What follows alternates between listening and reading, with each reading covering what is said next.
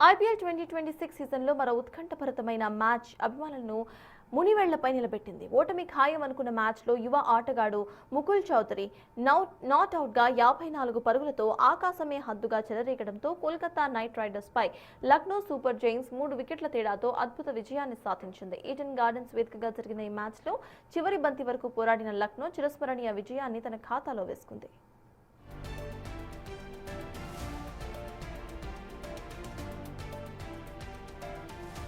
182 పరుగుల లక్ష్యంతో బరిలోకి దిగిన లక్నో సూపర్ జైంట్స్ ఛేదనలో తడబడింది. మార్ష్ 15, మార్క్రమ్ 22, పంత్ 10 పరుగులతో కీలక బ్యాటర్లు త్వరగా వెనుదిరగడంతో లక్నో కష్టాల్లో పడింది. ఆయుష్ బతోని 54 పరుగుల హాఫ్ సెంచరీతో జట్టును ఆదుకునే ప్రయత్నం చేసినా అతను కూడా అవుట్ కావడంతో లక్నో 128 పరుగులకే 7 వికెట్లు కోల్పోయి ఓటమి అంచున నిలిచింది.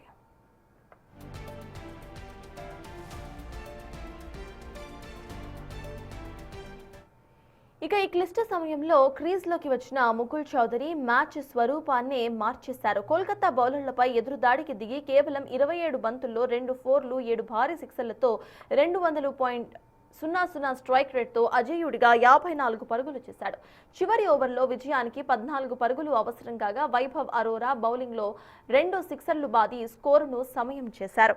ఇక చివరి బంతికి సింగిల్ తీసి జట్టుకు థ్రిల్లింగ్ విక్టరీను అందించారు.